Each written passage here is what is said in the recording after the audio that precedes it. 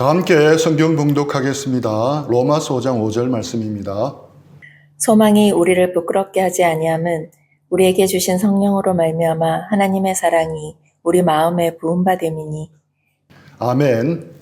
오늘은 삼위일체 시리즈 설교 네 번째 시간입니다. 첫 번째 시간은 80억 인구 중에 진짜를 찾으라는 제목으로 삼위일체에 대한 서론으로 삼위일체 교리의 역사를 간단하게 다루었습니다. 두 번째 시간은 미지의 영역, 지도 밖으로의 초대라는 제목으로 사랑은 어디서 시작되었는가에 대해서 말씀을 나누었습니다. 성부 하나님께 초점을 맞추었습니다. 세 번째 시간은 Trinity Love, Transformed Life라는 제목으로 그 사랑이 어떻게 우리에게 왔는가에 대해서 말씀을 나누었습니다. 성자 예수님께 대해 초점을 맞추었습니다. 여기까지 들으면 다들 고개를 끄덕입니다. 아멘, 좋은 말씀이네요. 감동적입니다. 그런데 여기서 해결해야 할 또 다른 질문이 떠오릅니다. 목사님, 다 알겠어요. 하나님은 사랑이시고 저는 하나님의 자녀입니다. 그런데 제 삶에는 그게 잘 와닿지 않을 때가 많습니다. 왜 제 신앙은 뜨겁지가 않고 의무감이 들 때가 많을까요? 혹시 여러분은 그렇지 않습니까? 겉으로 드러내기가 조심스러워서 그렇지 공감이 되는 분도 있으리라 생각합니다. 삼위일체 하나님에 대해 배우니까 머리로는 참 좋은데 막상 월요일 아침에 눈을 뜨면 어떻습니까? 기도하는 것이 힘들고 큐티하고 성경 읽는 것이 잘 안 됩니다. 반대로 죄의 유혹은 너무나도 달콤합니다. 좀 거룩하고 경건하게 살고 싶은데 몸이 안 따라줍니다. 그래서 우리는 늘 죄책감에 시달립니다. 나는 아직 멀었어. 나는 왜 이럴까? 우리는 많은 경우 다이어트를 하는 것처럼 신앙생활을 하고 있습니다. 즐겁게 하는 것이 아니라 힘겹게 합니다. 먹고는 싶지만 억지로 참듯이 죄를 멀리하려고 합니다.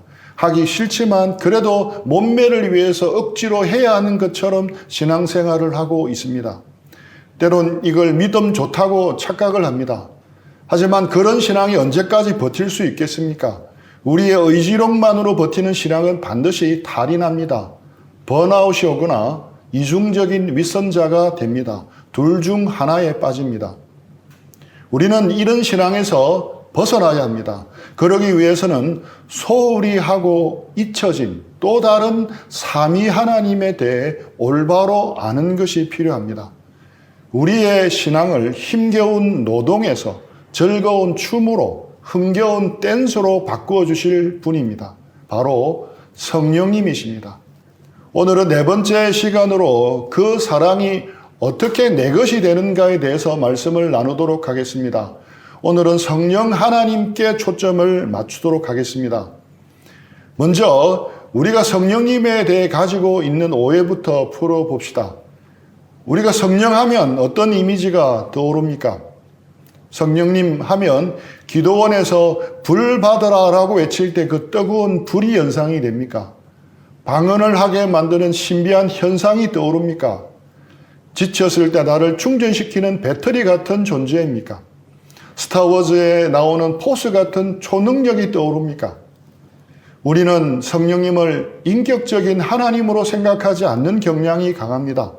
성령님을 인격적인 하나님이 아니라 내가 필요할 때 끌어다서는 에너지와 파워 정도로만 생각을 합니다. 성령님을 그분, 힘이 아니라 그것, 이스로 취급할 때가 너무 많습니다. 성령님은 에너지와 같은 비인격적인 능력이 아닙니다. 성령님은 하나님이십니다. 성령님은 삼위일체의 제3위격이십니다. 그분은 생각하시고 느끼시고 말씀하시는 인격체이십니다. 성령님은 사랑의 띠이십니다. 아버지 하나님과 아들 예수님 사이를 영원히 묶고 계시는 인격적인 영이십니다.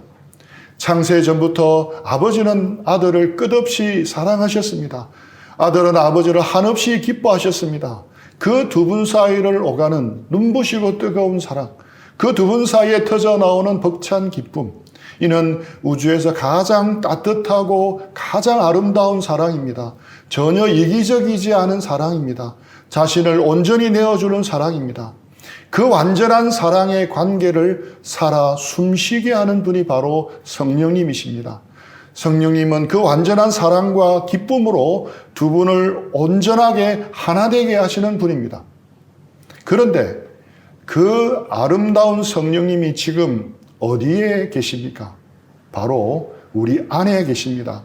예수님을 구주로 고백하는 우리 마음속에 들어오셨습니다.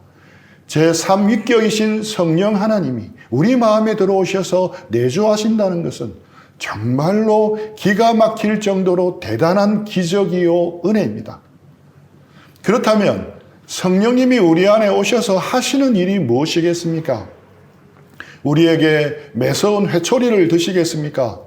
너 오늘 왜 큐티 안 했어? 너 오늘 왜 또 화를 내서? 이렇게 잔소리하고 감시하는 무서운 경찰관이겠습니까? 결코 아닙니다. 성령님이 우리 안에 오셔서 하시는 일 중에 가장 중요한 것은 바로 로마서 5장 5절에 나옵니다.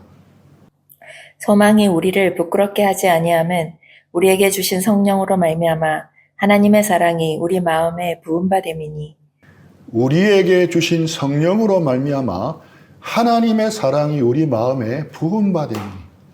성령님은 우리 마음에 하나님의 사랑을 부어주시러 오셨습니다.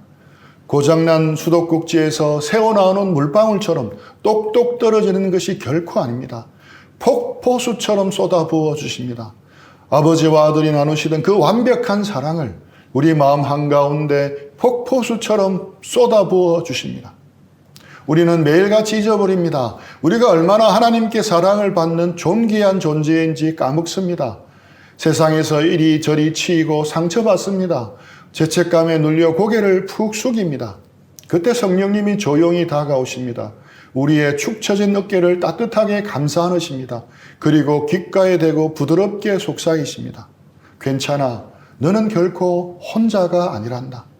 아버지가 너를 얼마나 사랑하시는지 아니? 예수님이 너를 위해서 십자가에서 피 흘리셨단다.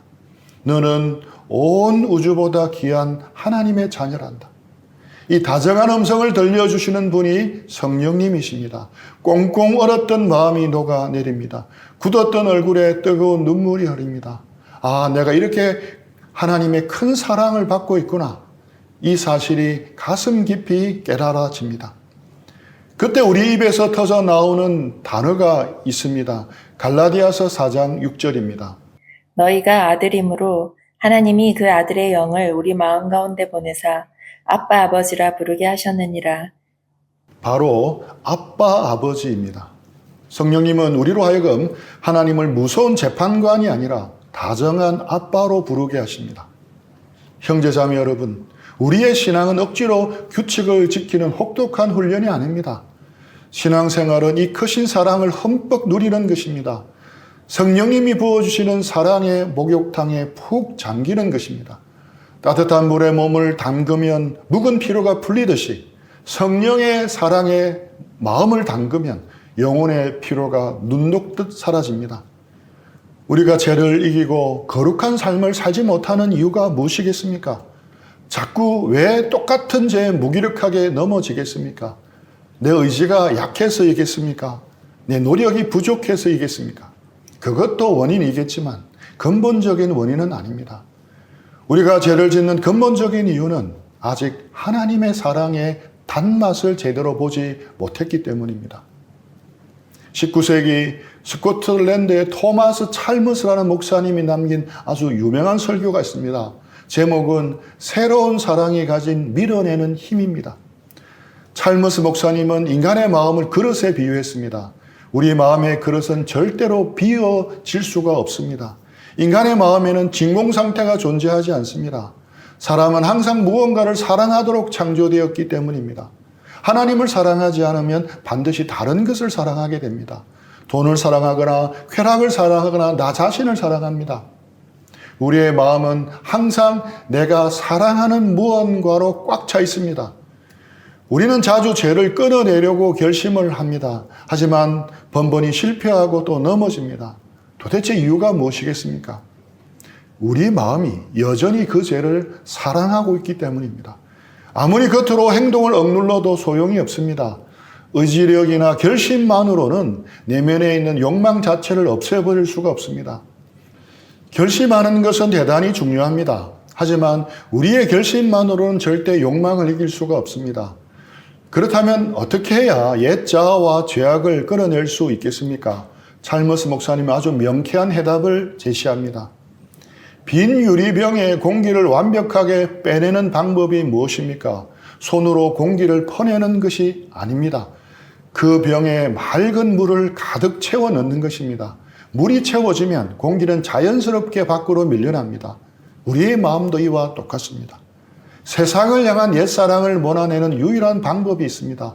바로 새로운 사랑으로 우리의 마음을 채우는 것입니다. 우리 마음에 예수 그리스도라는 새로운 사랑이 쏟아져 들어와야 합니다. 십자가에 나타난 그 사랑을 깊이 맛보아야 합니다. 주님의 그 압도적인 아름다움에 우리의 영혼이 완전히 매료되어야 합니다. 빛이 들어오면 어둠이 밀려나듯 새로운 사랑은 옛 습관을 밀어냅니다. 세상에서 가장 위대한 사랑이 우리 마음에 채워질 때 우리 안에 또아리를 틀고 있는 시시한 옛사랑은 밖으로 쫓겨납니다. 우리를 지배하던 죄의 유혹들이 힘을 잃고 밀려납니다. 이것이 바로 새로운 사랑이 가진 밀어내는 힘, 새로운 사랑이 가진 축출하는 힘입니다. 우리가 억지로 몰아내는 것이 아닙니다. 어떤 아이가 하루 종일 흙장난을 하며 진흙 쿠키를 먹고 있습니다. 엄마가 먹지 마 지지야 라고 소리를 쳐도 엄마가 안 보면 몰래 먹습니다. 왜냐하면 그게 자기가 아는 세상에서 제일 맛있는 것이기 때문입니다. 이 아이가 진흙 쿠키를 먹지 않도록 하는 가장 좋은 방법이 무엇이겠습니까? 벌을 주는 것입니까? 손을 때리는 것입니까? 아닙니다. 제일 좋은 방법은 진짜 맛있는 초콜릿 케이크를 지어주는 것입니다. 새로운 맛, 더 강렬한 기쁨을 맛보면 아이는 진흙을 버립니다. 에이 맛없어. 이런 것을 내가 왜 먹었지 하면서 말입니다. 이것이 성령님이 우리를 변화시키는 방법입니다. 우리가 음란, 돈, 소유욕, 인정욕구 등등을 끊지 못하는 이유는 우리가 의지가 약해서가 아닙니다. 아직 예수님이라는 초콜릿 케이크를 제대로 맛보지 못했기 때문입니다. 제가 주는 쾌락보다 더 큰 쾌락을 모르기 때문입니다. 성령님은 우리의 눈을 열어주십니다. 봐라, 예수님이 얼마나 아름다우신지. 봐라, 아버지의 사랑이 얼마나 달콤한지. 성령님이 우리 마음에 이 사랑을 부어주시면 우리 안에서 기호의 변화가 일어납니다. 예전에는 게임하고 술 마시고 노는 게 제일 좋았는데 이제는 시시해집니다.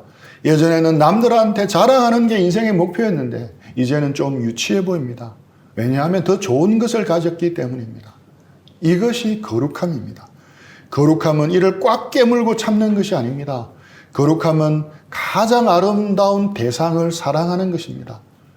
죄와 싸워야 할 때는 싸워야 하지만 그것과 더불어 성령님께 예수님의 아름다움을 보여주세요라고 구하십시오.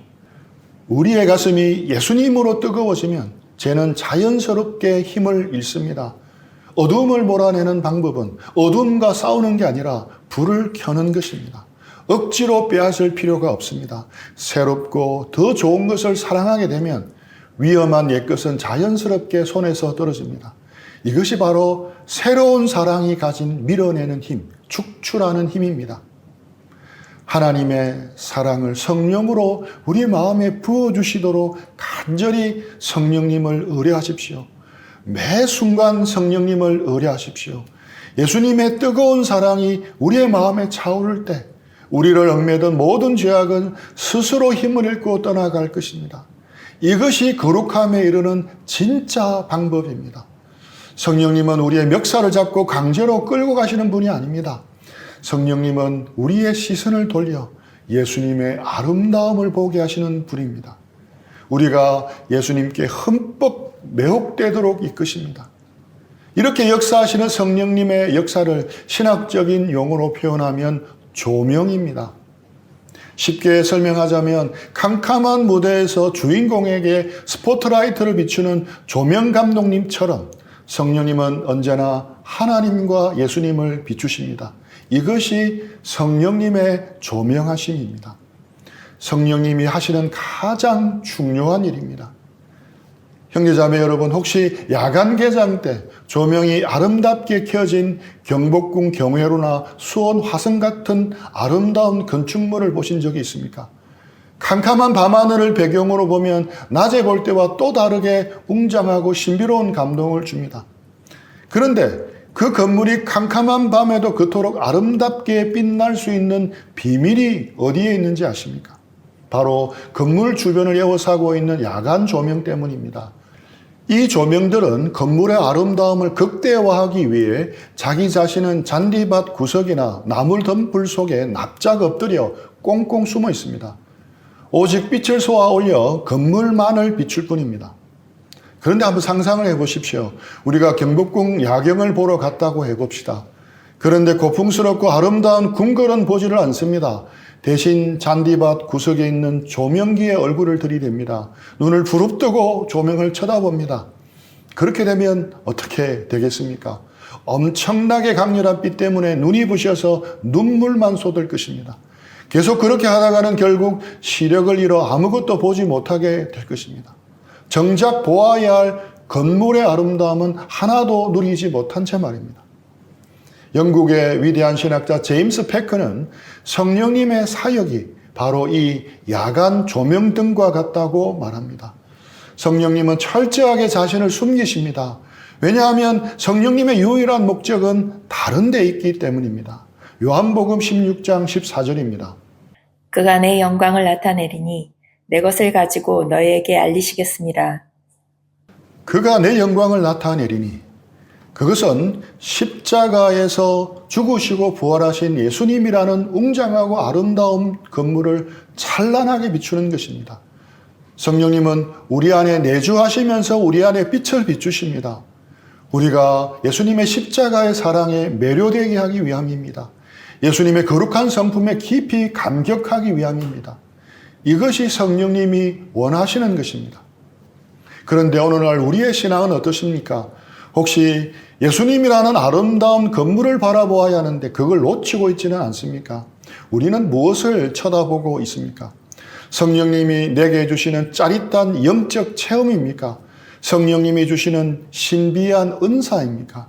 아니면 뜨겁게 기도하며 찬양할 때 느껴지는 황홀경 같은 뜨거운 감정입니까? 이것은 아름다운 건물은 보지 않고 덤불 속에 숨어있는 야간 조명기만 쳐다보는 것이 됩니다. 그렇게 되면 우리의 영적인 눈은 멀어버립니다. 내가 받은 은사를 자랑하고 남과 비교합니다. 그러면서 정작 닮아가야 할 예수님의 겸손과 사랑은 잃어버리고 있습니다. 여러분은 꼭 아셔야 합니다. 성령 충만은 내가 얼마나 방언을 많이 하고 신비한 영적 체험을 얼마나 많이 했느냐에 달려있지 않습니다. 성령 충만한 사람은 누구입니까? 성령의 조명을 받아 예수님이 얼마나 아름다운 분이신지를 깨달은 사람입니다. 성령의 조명하심을 받아 나를 향한 십자가의 은혜가 얼마나 놀라운지를 밝히 깨닫고 그 앞에 엎드리는 사람입니다. 그리고 아름다우신 예수님을 날마다 바라봄으로써 큰 바위 얼굴처럼 예수님을 닮아가는 것, 그것이 바로 진정한 성령 충만입니다. 이것을 알면 우리의 큐티가 달라집니다. 말씀과 기도 생활이 달라집니다. 조명하시는 성령님과 함께 읽으면 달라집니다. 성령님은 말씀을 통해 우리에게 예수님의 얼굴을 보여주고 싶어 하십니다. 예수님이 얼마나 멋진 분이신지, 아버지가 우리를 얼마나 사랑하시는지를 보여주고 싶어 하십니다. 마치 사랑하는 사람이 보낸 연애 편지처럼 읽도록 해주십니다. 연애 편지를 읽을 때 문법 분석을 합니까? 아닙니다. 그냥 읽습니다. 읽으면서 보낸 사람의 마음을 느끼고 혼자 킥킥대고 가슴 설레어 합니다. 이것이 예수님을 조명하시는 성령님이 우리에게 원하시는 태도입니다. 성경을 펴기 전에 조용히 기도해 보십시오. 성령님, 오늘 이 말씀을 통해 예수님을 보여주세요. 예수님의 아름다움을 볼 수 있도록 제 눈을 열어주세요. 십자가의 그 따뜻한 사랑이 제 얼어붙은 마음을 녹이게 해주세요. 이런 기도를 하면서 말씀을 읽어보십시오. 딱딱한 족보 속에서도 신실하신 하나님의 사랑이 보일 것입니다. 경직되어 보이던 율법 속에서도 우리를 지키시려는 아버지의 보호하심이 느껴질 것입니다. 성경의 행간에 숨어있는 주님의 사랑이 읽혀질 것입니다. 큐티와 말씀 묵상, 말씀 읽기는 결코 의무가 아닙니다. 지친 영혼이 기대어 쉴 수 있는 가장 포근한 품입니다. 기도도 마찬가지입니다. 우리는 기도를 노동으로 생각합니다. 아무도 없는 텅 빈 방에서 벽을 향해 혼자 떠드는 독백처럼 느낍니다. 하나님 듣고 계시죠? 제발 응답 좀 해주세요. 응답이 없으면 금세 지칩니다. 혹은 내 기도 시간이 너무 부족해서 그런가 싶어 자책하기도 합니다. 미사 여구를 동원해 그럴듯하게 포장하려고 애를 씁니다. 이것은 기도를 배울 때 거치는 과정일 수는 있습니다. 하지만 진정한 기도의 모습은 아닙니다. 삼위일체 하나님 안에서 기도는 전혀 다른 차원입니다. 기도는 내가 혼자 시장에서 허공에 외치는 것이 아닙니다. 기도는 대화에 참여하는 것입니다. 어떤 대화입니까? 영원 전부터 아버지와 아들이 나누고 계시는 그 다정한 대화입니다. 예수님은 지금도 하늘 보좌 우편에서 아버지를 향해 말씀하고 계십니다. 아버지는 사랑하는 아들의 음성에 항상 기쁘게 귀를 기울이십니다. 성령님은 어떤 분이십니까? 바로 그 사랑의 대화 한가운데로 우리를 이끌고 들어가시는 분이십니다. 로마서 8장 26절입니다. 이와 같이 성령도 우리의 연약함을 도우시나니 우리는 마땅히 기도할 바를 알지 못하나 오직 성령이 말할 수 없는 탄식으로 우리를 위하여 친히 간구하시느니라. 성령이 말할 수 없는 탄식으로 우리를 위하여 친히 간구하시니라 라고 했습니다. 우리가 기도의 자리에 앉아 한마디도 하지 못할 때가 있습니다. 가슴이 너무 답답해서 눈물만 뚝뚝 흘릴 때가 있습니다. 하나님 부르기만 하고 입술이 떨어지지 않을 때도 있습니다. 괜찮습니다. 아무 말 하지 않아도 괜찮습니다. 우리 안에 계신 성령님이 그 눈물을 다 읽어내십니다. 우리의 상처 입은 마음, 차마 말로 표현하지 못하는 그 아픔을 아십니다. 그리고 대신 탄식하십니다. 우리의 그 서툰 마음을 가장 완벽한 기도의 언어로 바꾸어 주십니다. 성령님이 그 기도를 아버지께 올려드립니다.